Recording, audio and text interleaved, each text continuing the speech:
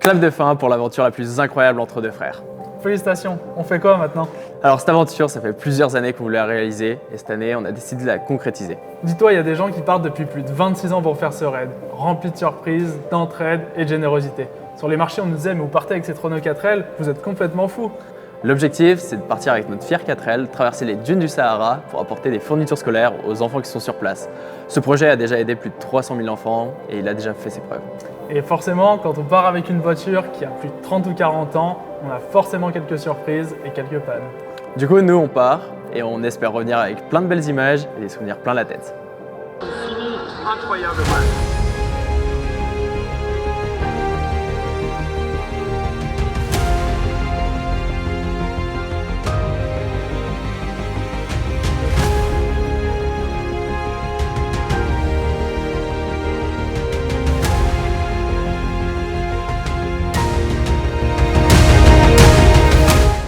C'est parti, on est dans le tunnel, on va rejoindre Lyon. On dirait là, on est parti depuis Chambéry ce matin. On retrouve deux équipages là-bas. Là, on est sur l'autoroute. La 4L, elle fait au mieux pour avancer. On a combien de guides? Là, tu veux filmer On est là, attends. La 4L, elle avance. Alors, Presque à 90. ce qu'on dira pas, c'est qu'on est un peu en descente là. On montait à 70 juste avant. La route se passe bien, on n'a aucun problème. On fait les premiers kilomètres jusqu'à Saint-Chamond. Du coup, en attendant, laissez-nous vous parler de notre sponsor qui nous accompagne sur toute cette aventure 4L Trophy, et ce sponsor c'est NordVPN. On tient à les remercier de leur confiance et pour ceux qui découvrent, NordVPN c'est un service de cybersécurité en constante évolution qui vous permet de chiffrer vos données de navigation, de mettre en place un bouclier contre les trackers et les menaces intrusives. NordVPN vous permet également d'optimiser pas mal d'argent quand on sait s'y prendre. Personnellement, je me sers de NordVPN quand je suis à l'aéroport ou sur les Wi-Fi publics pour garder mes données sécurisées et chiffrées. Lorsque je voyage, j'utilise NordVPN pour changer ma localisation et obtenir des vols, hôtels et locations de voitures à des prix bien plus bas. En ce moment, avec notre lien en description, vous bénéficiez d'une réduction exceptionnelle. 4 mois offerts, satisfaits ou remboursés les 30 premiers jours. NordVPN est aussi idéal pour obtenir des abonnements à moindre coût. Par exemple, YouTube Premium à 1,50€ en Turquie ou en Argentine, la suite Adobe à 7€ en Turquie, Spotify Deezer à seulement quelques euros. Et même, regardez la MotoGP ou la F1 gratuitement en se connectant simplement sur NordVPN en Belgique. Mais NordVPN, c'est bien plus qu'un simple VPN. Il propose la surveillance de vos données sur le dark web, un outil de stockage cloud chiffré et même un gestionnaire de mots de passe avec l'offre Premium. NordVPN a d'ailleurs été élu produit de l'année 2024 par les Français. Bénéficie de tous ces avantages en cliquant sur le lien en description. Avec 4 mois offerts sur ton abonnement de 2 ans, l'offre est uniquement utilisable avec le lien en description. Et ça montre aussi à NordVPN notre implication dans ce projet 4L Trophy. Merci encore à NordVPN pour leur soutien. Ah, je crois que les autres équipages sont arrivés. On retrouve les équipages, c'est un peu la folie. En fait, on arrive sur place, on rencontre des personnes qu'on n'a jamais vues avant et on a tous construit quelque chose sur toute l'année pour aller vers le même projet. Du coup, on a déjà un sujet qui est commun, qui est le 4L Trophy, et ça c'est beau et ça crée tout de suite des connexions. Et évidemment, dès qu'on arrive, il y a un petit sujet un peu drôle où on regarde la hauteur des 4L pour voir ceux qui sont le plus chargés.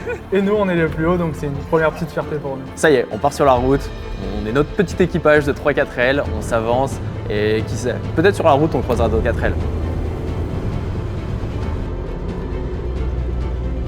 Puis le soir, on arrive à Albi où on retrouve mon ami Théo, où on va passer la soirée avec lui. On va aller manger dans son restaurant où on aura un très bon repas qui nous sera servi. On part d'Albi, forcément on va rejoindre les autres équipages qui ont passé la nuit ensemble. Et c'est pas la surprise, c'est quand on arrive, il y a un nouvel équipage. Bon ça y est, deuxième jour, là il y a un autre équipage qui nous rejoint. Du coup on va tracer direction Biarritz, on sera 4 4L tous ensemble. Du coup voilà, on vous embarque dans cette deuxième journée. Et après avoir fait seulement quelques kilomètres pour aller mettre de l'essence, on allait prendre une photo tous ensemble pour immortaliser un petit peu ce moment de rencontre. En fait, le moment où on prenait la photo, c'est pas on voit une 4L passer au loin, on se dit ah mais c'est la 4L Vroom. Du coup, directement, on les appelle au téléphone et puis c'est comme ça qu'on s'est retrouvés à 5 équipages pour aller jusqu'à Biarritz. Et on est parti sur les premiers kilomètres tous ensemble, du coup avec 5 4L. Et le midi, on s'est arrêté, on a pris le déjeuner ensemble, donc c'était plutôt un bon moment pour aussi rencontrer les nouveaux équipages. Et assez rapidement, après le repas, on commence à voir le temps qui passe. En fait, il faut se dépêcher. C'est qu'il y a le sunset qui va vite arriver et si on a envie d'être à Biarritz à temps pour le voir, faut y aller maintenant. Bon, ça y est, les équipages continuent à se suivre. Actuellement, ça se passe nickel. On fait des petites pauses, on essaye de ne pas se perdre tous ensemble, puisqu'on est quand même un équipage de 5. Là, on continue la route. On est toujours en tête et on mène un peu le convoi. Et on passe par plein de petites routes, par différentes départementales, ça nous permet de visiter un petit peu les alentours, donc on a des paysages vraiment à couper le souffle, donc franchement ça fait plaisir. On voit le soleil se coucher, on essaye de faire au plus vite pour aller jusqu'à Biarritz et on arrive juste au bon moment. Ouais, du coup on vient d'arriver à Biarritz, là on va prendre le temps d'admirer le sunset. Ça donne ça. Et puis après on va aller au Airbnb pour se préparer et être prêt pour le contrôle de demain. Ouais, carrément, notre contrôle demain qui est à 16h, on va faire les vérifs de la 4L, donc voilà, on vous montrera tout ça demain. Du coup, ça s'est bien passé, on est bien arrivé à Biarritz. Maintenant, on va se coucher parce que demain, c'est un jour important. On a les papiers, on a le contrôle de la voiture. Et si on a un seul des problèmes, en fait, on part pas. Donc on se réveille le matin au Airbnb et là on fait quelques tests, mais notre micro ne fonctionne plus. Donc c'est un peu le rush, on va pour acheter un nouveau micro avant d'aller aux vérifications techniques et administratives. C'est un peu le stress, c'est que le but quand même de cette aventure, c'est de sortir des belles images. Et le son, c'est l'essentiel quand même dans les vidéos. Si on n'arrive pas à communiquer, comment est-ce qu'on va pouvoir transmettre les émotions et tout ce qui se passe sur l'aventure? Du coup, en fait, on court à un magasin, on achète un micro, on a une solution, la route continue. Là, on arrive au village départ et on est émerveillé. C'est plus de 1100 4L qui sont sur un parking et c'est exceptionnel. On arrive au village le matin, on est là tôt parce qu'en fait notre contrôle est à 16h, on a envie de rencontrer du monde, découvrir les 4L, les projets. Nathan, un ami à moi, est venu nous rejoindre au village départ. C'est un super moment, il nous aide sur pas mal de choses dont les denrées alimentaires qu'on a dû apporter à la Croix-Rouge qui participe justement à cet un petit peu élan de générosité autour du trophy. Donc chaque trophy apporte environ une dizaine de kilos à la Croix-Rouge et ça fait une belle récolte à la fin de la journée. La journée continue, on arrive, c'est au fameux contrôle. Du coup, on apporte notre 4L, Nathan nous aide à la pousser, on se dit mais qu'est-ce que tu fais dans le garage? Là c'est le contrôle. Il fait oh bah je l'ai poussé, je suis rentré, je continue le contrôle avec vous. Bah, très bien, il n'y a pas de souci, on continue comme ça. Et donc on arrive au moment des vérifications techniques où on a eu quelques petites modifications comme le cric par exemple qu'il fallait enlever du capot et donc on a dû mettre dans le coffre. On vient de passer les vérifications techniques, donc c'est tout bon pour la voiture. On a le vérif du châssis, de tout ce qui est dessous, donc tout est ok. Et tout s'est bien passé, on a pu aller jusqu'au collage des stickers où c'était un moment assez drôle. Alors en effet, les stickers, il y a un côté, c'était des professionnels, ils se sont super bien débrouillés. Ils ont pris les stickers, ils les ont mis, bam, c'était fait. De l'autre côté, on avait deux caméras qui filmaient de chaque côté. Ils se sont repris 3, 4, 5 fois sans arrêt, ils essayaient, ça marchait pas. Il y en avait un qui voulait bien faire, l'autre qui voulait que ça soit vite fait. On a essayé, ils ont réussi, ça a mis du temps, mais l'essentiel c'est que ça rend quand même bien. Ensuite, on sort la voiture et on part pour les vérifications administratives. On doit remplir un petit peu tous les papiers pour que tout soit bon pour partir au Maroc. C'est tout bon, ça va très vite, on enchaîne. Après les vérifications administratives, on part sur le stand des enfants du désert. On doit remplir un petit peu toute une liste des dons qu'on a apportés. On a aussi la possibilité de leur faire un don pour justement la construction d'écoles, dont les plusieurs dizaines de salles de classe qui ont été créées depuis la création du 4L Trophy. Ça y est, on a tout vérifié, tout est ok, les vérifications administratives et le châssis, tout est ok. Prêt à partir demain. On va rejoindre d'autres équipages ce soir, on va voir pour se retrouver avant le grand départ demain. On est dans un groupe et en fait, il y a une petite soirée qui s'organise à Biarritz, au bord de l'eau, où tout le monde se ramène avec sa 4L. C'est le moment de repasser du temps ensemble, rencontrer d'autres équipages. Et puis nous, en fait, il faut qu'on rentre assez rapidement, c'est qu'on a du contenu à créer et puis on doit être en forme pour le lendemain, le grand départ. C'est le grand départ, c'est le moment d'exposer notre 4L avec plus de 1100 4L et plein de visiteurs qui viennent voir ce bel événement. Vient le moment des discours, des personnalités sont là, on nous donne des petites consignes, des petits conseils pour la traversée de l'Espagne, une partie qui peut être dangereuse parce que des fois les 4L n'ont pas beaucoup roulé, il peut y avoir des problèmes et surtout on ne peut pas nous aider. Et puis pour nous, c'est le moment de partir, on passe la grande arche et ça y est, c'est parti. Ça y est, on vient de partir du village départ, le départ s'est super bien passé, c'était vraiment génial. On prend la route direction l'Espagne, direction Salamanque, où on dort ce soir à l'hôtel. Donc voilà, on va prendre la route doucement, on va voir combien de temps on va mettre.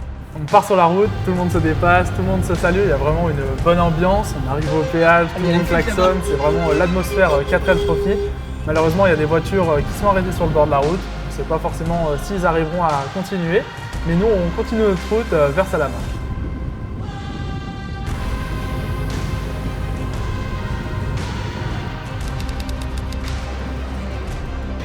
Bon ça y est, on est arrivé à Salamanque et du coup là on va visiter un peu la ville ce soir, on va en profiter pour goûter les tapas et puis découvrir, voir les spécialités et passer un bon moment ensemble. C'est ça, on est dans un bon hôtel où on est arrivé dans les premiers donc c'est plutôt cool. Bien profiter ce soir et bien se reposer.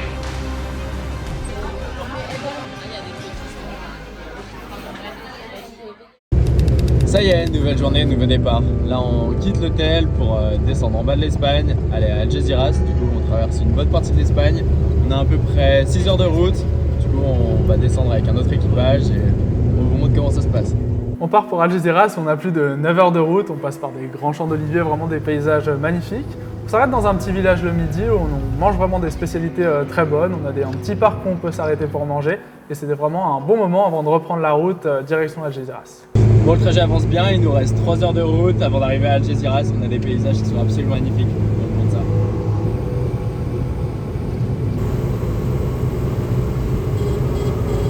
Sur la route, tout commence à pas se passer comme prévu. On arrive sur la fin et il y a une montée qui est interminable.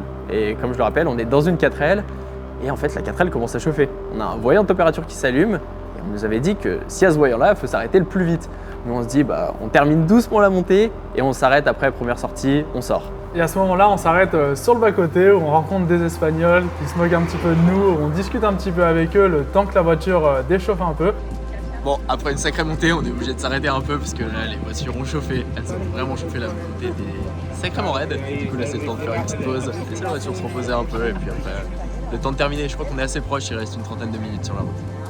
Les moteurs refroidissent, pour nous c'est le moment de repartir pour aller à Algeciras où les équipes techniques nous attendent sur place. On arrive au bivouac d'Algeciras, ils nous proposent d'aller au pôle mécanique avant de s'installer sur le bivouac. On règle un petit problème, on avait un petit bruit sous le capot mais rien de bien grave. Et ensuite on part installer notre tente pour la nuit sur le bivouac. Voilà, on s'est arrêté au stand mécanique, on a fait un petit tour. Là il y a une 4L qui a été toute démontée au niveau du moteur. Du coup là on profite, on parle avec des passionnés, c'est l'occasion de discuter et d'apprendre plein de choses.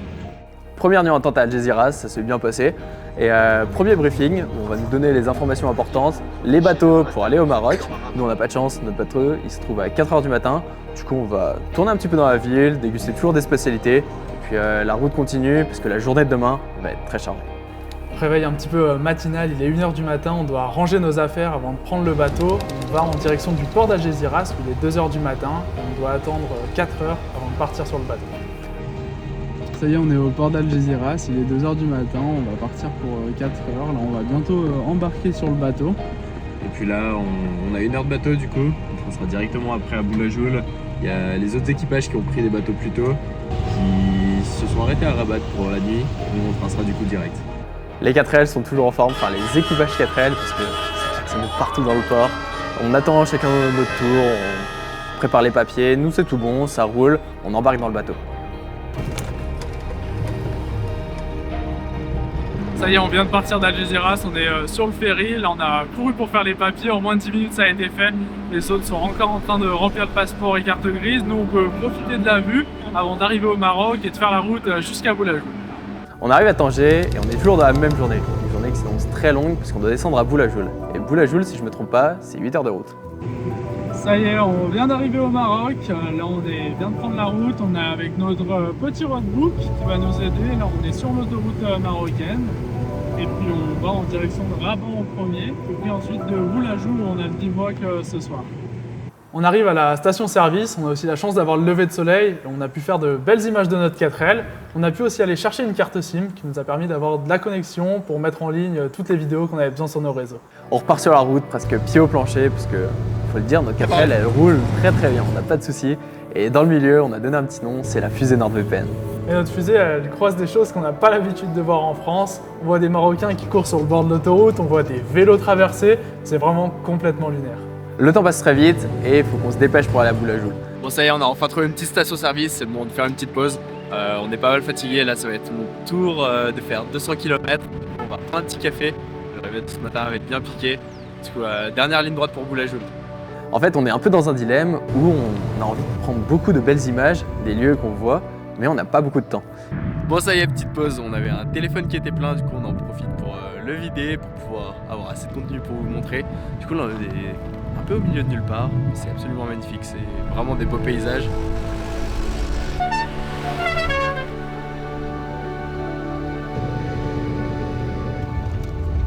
Et du coup, il y a quand même un canyon où on s'est arrêté, qui était vraiment splendide. Il y avait une grande vallée qui s'exposait à nous. Nous, on a profité, on a garé la 4L pour faire plein de belles images.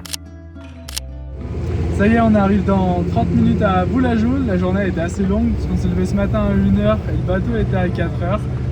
La 4L a bien tenu malgré la chaleur aujourd'hui.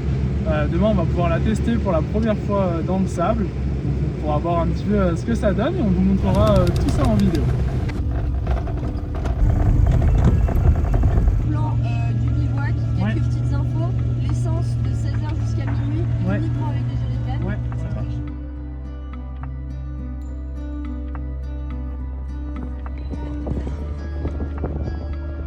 La première chose qu'on se rend compte en arrivant à Boulajoul, c'est qu'il fait extrêmement froid. On a beau être au Maroc, en fait c'est un endroit où il fait quand même froid. En descendant un peu plus bas, on devrait s'en sortir mieux. Et des équipages ont eu l'idée folle d'installer un panier de basket sur leur 4L. On est en plein milieu du désert et on fait un basket avec les autres équipages. Tout le monde est un peu réuni autour de cette activité et on se prépare tous pour aller au briefing. C'est ce moment important de la journée où en fait les équipes du 4L Trophy ont préparé une courte vidéo qui retrace un peu toute la journée. Du coup c'est un moment très émotionnel et là on a de la chance, c'est qu'on le regarde à un moment où il y a un beau coucher de soleil au milieu du désert.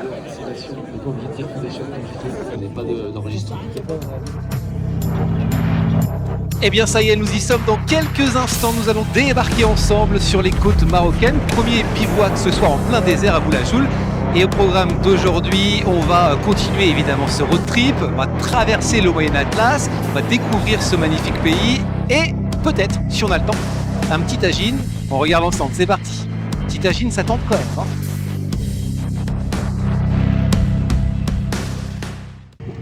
Ça y est, on vient de partir du bivouac de Boulajoul. On va passer bientôt à la borne pour le départ direction Merzouga et la première étape dans le sable. On a passé une nuit où il faisait un petit peu froid, mais on a passé une bonne nuit. On tient un petit peu, on remonte toute notre course aujourd'hui. Donc aujourd'hui c'est une étape assez courte. Ce soir on va apporter les fournitures à l'association Enfants du désert à Merzouga, donc c'est là où on va dormir. Là on va s'aider aujourd'hui du roadbook avec la première étape de piste. Où en fait l'objectif dans le 4L Trophy c'est de faire le moins de kilomètres possible. Et donc grâce au roadbook on aura un chemin défini. Et nous en prenant des raccourcis on va pouvoir gagner quelques précieux kilomètres pour tenter d'être dans les premiers au classement. Sur cette première étape, ce qui est assez impressionnant, c'est qu'on passe par plein de paysages qui nous en mettent plein les yeux. L'organisation nous en avait parlé, c'est des paysages assez atypiques, avec des vallées qui sont vraiment assez exceptionnelles, mais c'est surtout, on a des lacs positionnés au milieu du désert, des choses auxquelles on ne s'attendait pas à voir en arrivant sur place.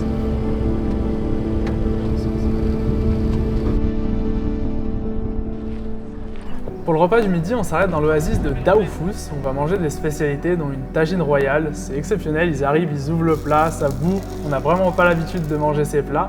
Et une omelette au fromage, donc qui est constituée de fromage à l'intérieur. C'était vraiment très bon. Sur la route, après ce bon repas, on traverse quelques petits villages et rapidement, ça sera le temps d'arriver en piste. Mais la piste, on va commencer à avoir les premiers problèmes sur la 4L. Bon ça y est, on venait d'avoir une panne, il y a des gens qui se sont arrêtés, la voiture redémarre, ça arrête de repartir. Ils ont l'air de dire que les moteurs ont chaud et que c'est un peu compliqué et des fois ça fait carrément arrêter la voiture.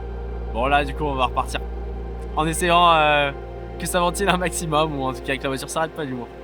Mais quelques centaines de mètres plus loin, la voiture ne veut plus repartir.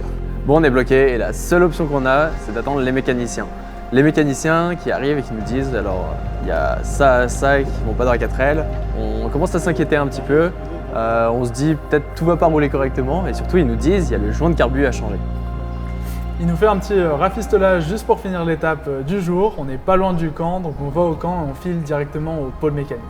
Tu fais bonne route? Ouais nickel. Pas de galère? Non, enfin pas de galère, Un petit on va peu. voir. On va aller à la méca quoi. Ah ouais. On va au pôle méca, pour la première fois du voyage, on touche au moteur. Là, on aura changé un joint de carbu, on aura quelques autres équipages qui nous assisteront. Tout se passera très bien, la voiture roulera nickel et on pourra aller s'installer dans le camp. On se dirige ensuite vers le bivouac, on doit déposer les fournitures scolaires et les affaires sportives à l'association Les Enfants du désert. C'est un moment qu'on partage avec eux et qui est fort en émotion. On dépose plus de 35 kg de fournitures données par le collège de la Villette et par le club de hand de Val de l'Est. Les enfants sont également sur place, on assiste à ce moment avec un beau coucher de soleil et puis les Marocains nous remercient. Ils sont là aussi pour réceptionner les fournitures. Ça crée un moment hors du temps où vraiment on est content de participer de notre façon à ce projet. Qui dit fin de journée dit repas, on partage des bons plats marocains et puis on passe une petite soirée avec les autres équipages. 15 minutes, on coupe tout par contre. Hein. On vient de prendre le petit déjeuner, on va partir maintenant sur la boucle 2. Nous on est l'équipe jaune, donc on va faire un petit peu d'autoroute et un petit peu de piste. Donc on vous montre un petit peu toute notre étape d'aujourd'hui. Boucle réputée pour ses gros bacs à sable. On nous donne les premières consignes, on a 90 km de piste, on nous donne aussi le roadbook qui est un petit peu différent sur les pistes que sur les routes. Salut, Tu mets de la sécurité en ligne un peu. Super. Merci.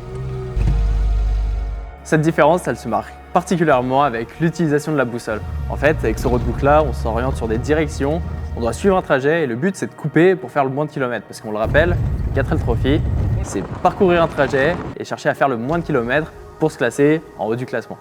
On passe par des routes étroites et sinueuses et on arrive enfin au premier bac à sable où il y a vraiment beaucoup de 4L et c'est les bouchons.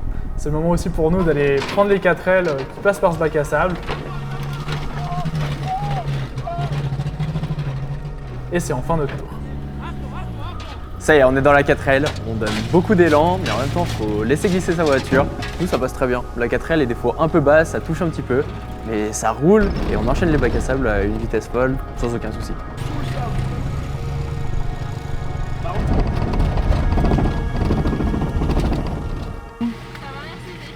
Ouais, nickel. Pas trop chaud, pas trop compliqué. Ça va. Non, ça allait bien.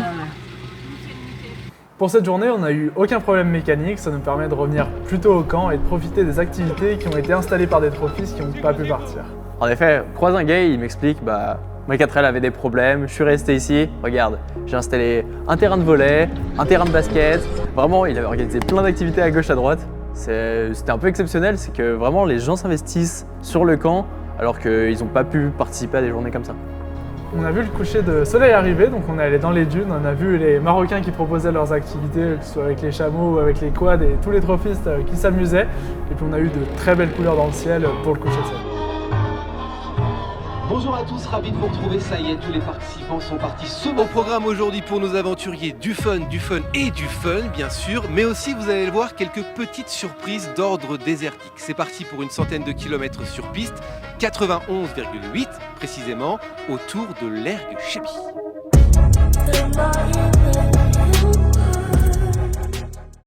Ça y est, on vient de se réveiller, on a pris le petit déjeuner à Merzouga et là on part pour la boucle Erchevy-Merzouga. Pour la cybersécurité de vos données, n'hésitez pas à télécharger NordVPN. Là, on a même des cartes un mois gratuites. Non, les chiffres, je t'en prends. Bah bien sûr, tu vas en distribuer d'autres. Je vais en donner à toute l'équipe. Allez, toute l'équipe, hop, un petit paquet. Je suis un bel ambassadeur, t'as vu hein. Carrément. C'est super, ça sera dans l'équipe. C'est reparti, cette boucle c'est plus de 100 km et c'est des gros bacs à sable. Là c'est des bacs à sable qui vont être beaucoup plus techniques où souvent il y a même beaucoup plus de casse. Dès les premiers kilomètres sur la piste, on entend un bruit un petit peu étrange. Alors, on décide de s'arrêter et de regarder un petit peu à l'avant le problème qu'on a. Du coup on s'arrête, je commence à regarder en dessous de la voiture et puis on s'aperçoit que l'amortisseur avant, il est sorti de son emplacement et commence à s'enfoncer dans la coque. Ce qui est quand même un sacré problème puisque l'écrou qui le tient en place est parti. On n'a pas d'écrou sous la main, c'est des écrous un peu particuliers. On savait, petit problème d'amortisseur, on a arrêté, on attend l'équipe mécanique avant qu'ils arrivent. Là on est avec dans les sables, on voit les autres 4L qui s'arrêtent et qui sont aidés, donc c'est plutôt quand même un spot sympa, on peut faire de belles photos. On est bloqué devant l'un des plus gros bacs à sable de cette étape, donc ça nous permet aussi d'aller faire des photos un petit peu des autres équipages qui passent sur le bac à sable, de voir de quelle manière ils s'y prennent et pour avoir un petit peu la technique quand ce sera notre tour. Nos amis voient qu'on est en difficulté et ils s'arrêtent. C'est les amis qui avaient fait la route pour aller jusqu'à Biarritz avec nous. Et ils regardent, ils disent mince, on n'a pas le bon écrou. Ils essayent avec un écrou, ça marche pas vraiment. Encore une fois, on va retrouver la méca. On attend la méca, ils arrivent à nous et ils nous demandent d'aller chercher un écrou qui correspond à la bonne taille parce qu'ils n'avaient pas ça. Heureusement, il y avait un équipage qui était arrêté, qui avait un problème mécanique et qui avait un amortisseur. Donc on a pu prendre cet écrou et le mettre pour finir l'étape du jour sur notre amortisseur avant. La mauvaise nouvelle, c'est qu'en essayant un autre écrou, on a abîmé le pas de vis et en fait, on était obligé de changer l'amortisseur en entier. Mais pour cette fin de journée, ça ira, on repart comme ça. C'est bon, le pôle méca vient de nous dépanner, on a pu rajouter un petit boulon pour la journée pour notre amortisseur. On espère que ce sera bon pour la journée, il nous reste environ 90 km. On est quasiment dans les derniers, donc on va essayer de faire au mieux. Et puis ce soir, on passera au pôle méca pour changer l'amortisseur et en mettre un neuf. Parce qu'après on a l'autonomie, donc il va falloir que la voiture soit bien prête. En regardant les autres équipages passer avant nous, on cherche le meilleur chemin pour éviter de s'embrouiller. Sur cette partie du trophy, on retrouve de l'entraide de partout. Tous les équipages s'arrêtent, tout le monde s'entraide. Les Marocains sont là, des fois avec des gros 4x4 pour tirer, des fois juste pour aider à pousser, à creuser. C'est vrai que c'est un des moments qui m'a marqué vraiment le plus sur ce trophy, c'est vraiment l'entraide qui est au cœur de ce projet. Mais c'est encore que le début, parce que des bacs à sable, il y en a d'autres. La journée se poursuit, on arrive dans de nouveaux bacs à sable, et à un moment, on va trop vite, on s'embourbe. Malheureusement, on essaye de pousser, on essaye de sortir la voiture avec d'autres équipages, mais on n'a plus le choix, on est obligé de demander aux Marocains de tirer notre 4L. Ce sera un des seuls moments où on échangera un petit peu d'argent en échange d'un Marocain avec son 4x4 qui nous sortira d'affaire. C'est vrai que là, on avait tout essayé, mais c'était de pire en pire. Déjà que la 4L n'est pas très haute, alors là, on était enfoncé et c'était plus possible du tout. On passe par de très beaux paysages, on découvre une nouvelle culture et on arrive enfin au camp à Merzouga où on va aller changer notre amortisseur. Alors, c'est bien passé? Ouais, faut qu'on change un amortisseur. Comment? Faut qu'on change un amortisseur. Oui, ça va. Oui. Donc ça va bien se passer. On a un nouveau défi, c'est changer l'amortisseur. On n'a jamais fait ça, les mécaniciens sont occupés sur des tâches plus importantes. On trouve un amortisseur qu'on achète à un équipage et c'est l'occasion pour nous d'apprendre comment changer un amortisseur. Avec quelques conseils, on s'en sort, tout va très vite. La 4L est prête pour repartir pour l'étape marathon. On part pour l'étape marathon. C'est 48 heures en totale autonomie jusqu'à Marrakech. On part de Merzouga et le soir on doit dormir où on veut dans le Sahara. Bon ça y est, on part pour la journée d'autonomie, on va partir avec 5 équipes. Du coup c'est nos potes avec qui on a passé la plupart du temps et avec qui on avait fait le trajet aller. Du coup voilà, on part sur une journée où ce soir on dormira à l'endroit où on veut. On a quand même un roadbook à suivre, on vous montre comment ça se passe. Les premières voitures commencent à s'embourber, tout le monde cède, ça avance bien. Et au fur et à mesure de l'aventure, encore un gros problème qui arrive.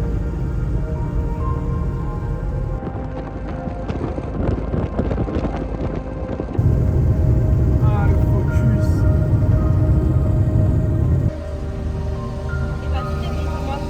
Parfait, merci. Là, on entend un bruit de frottement, on se dit c'est étonnant, on va peut-être encore avancer quelques mètres et ce bruit continue. Alors on s'arrête et là... Le seul problème qu'on ne devait pas avoir arriva.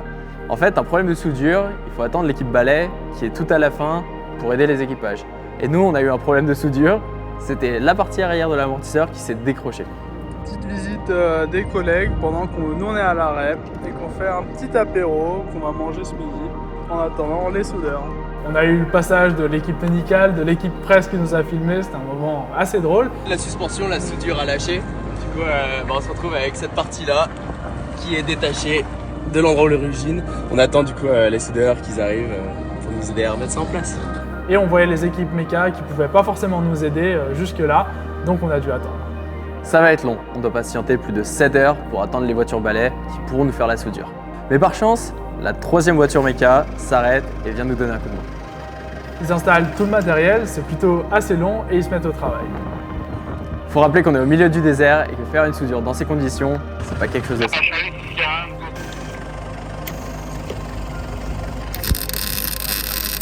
Et après plusieurs tentatives, tout est bon, on peut enfin repartir après quelques heures de travail. Faut qu'on aille vite, on n'a plus beaucoup de temps, on a perdu plus de 2-3 heures sur cette réparation.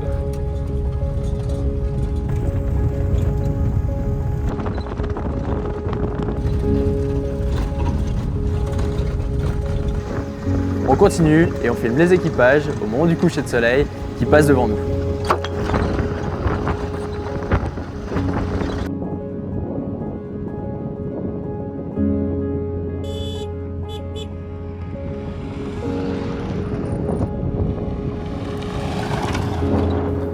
On n'a pas le droit de rouler la nuit, alors on choisit de s'arrêter au CS13 où on retrouve nos amis. Bon ça y est, on a trouvé le spot où on va camper ce soir. C'est un super plateau avec un coucher de soleil qui est assez incroyable. Du coup là il y a pas mal d'autres 4L, on va commencer à monter la tente et puis on passera la soirée ici pour terminer la partie du trajet demain.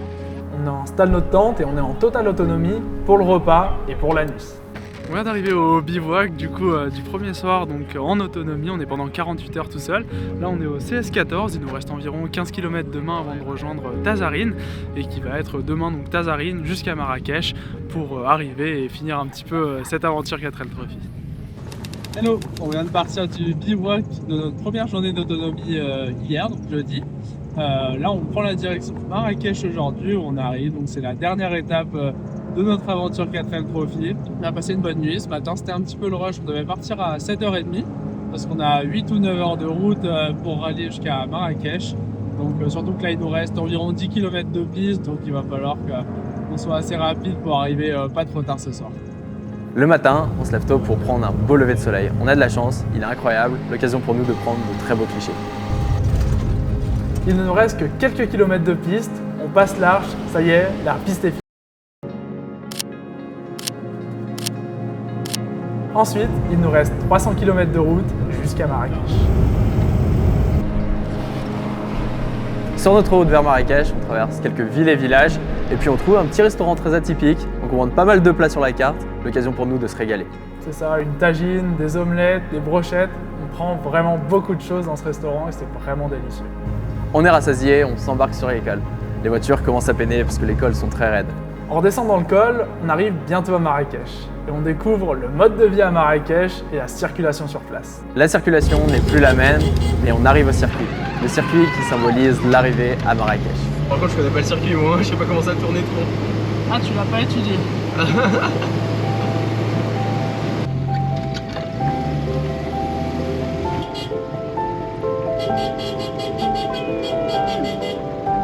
Il y a de ces mondes, un truc de ouf. On se laisse le temps de passer la ligne, tranquille. Prends-nous bien en photo tout seul. On a bloqué la ligne, allez. On aperçoit les familles qui attendent l'arrivée des trophistes, qui donnent quelques instructions et c'est le moment. On est salué pour la foule, on est vraiment content, c'est enfin l'aboutissement de ce projet. C'est un beau moment de joie. En plus, on a un beau soleil et tout le monde est heureux d'avoir terminé ce voyage. Bon ça y est, on est bien arrivé, c'est le moment d'exposer la voiture, on a eu une ambiance de fou à l'arrivée, un petit tour sur le circuit, et là on va profiter, on va visiter Marrakech, parler avec pas mal de monde là qui viennent voir notre voiture, certainement vous poser des questions, on vous montre tout ça. L'hôtel est ici, vous donnez ça à à l'hôtel. Ça met. Bon ça y est, on a récupéré les badges pour aller à l'hôtel et puis on a également la médaille qui marque du coup le 4L Trophy. Demain on a la visite de Marrakech et on aura le soir la soirée de clôture. On arrive à un hôtel gigantesque, on a un buffet juste pour nous et on partage un repas avec les autres trophistes. Ce qu'on vous a pas dit, c'est qu'à la descente du col, la voiture avait un petit problème de parallélisme. Pour nous, pas le choix. Le matin, il faut régler ça pour le retour en Savoie. On trouve un parallélisme à 7 €. 7 € à Marrakech. Qui aurait cru à ce prix-là? On se dirige ensuite dans le centre de Marrakech pour visiter et on va dans le souk, on ramène des souvenirs pour la famille, des épices et on va au restaurant où on goûte de nouvelles spécialités. Puis c'est le moment de se préparer pour la soirée de clôture. Une soirée importante car elle marque la fin de cette aventure. C'est le moment aussi de partager un dernier repas avec nos amis avec qui on a passé toute notre aventure. On assiste à la remise des prix, de nouvelles personnalités sont présentes et puis les gagnants sont honorés.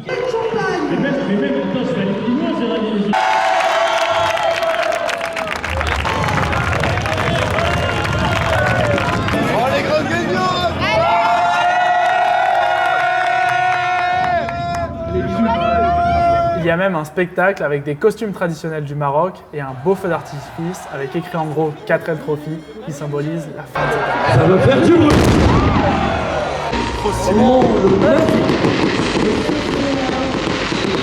C'est chaud.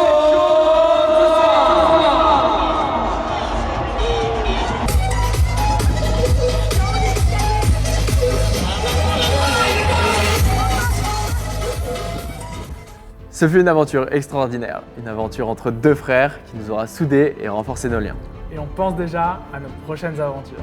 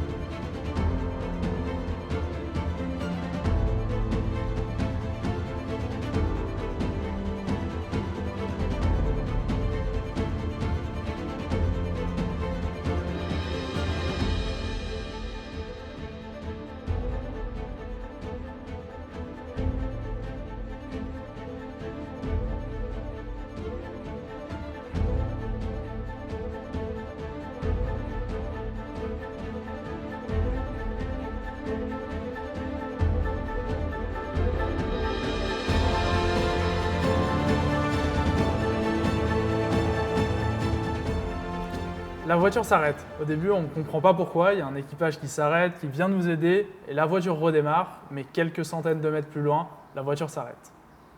Ça fait beaucoup, ça arrête. Ouais, ça fait beaucoup, ça arrête. Ça va être long. On doit patienter plus de 7 heures pour attendre les voitures balais qui pourront nous faire la soudure. Mais par chance, la 3e voiture méca s'arrête et vient nous donner un coup de main. C'est des merdes.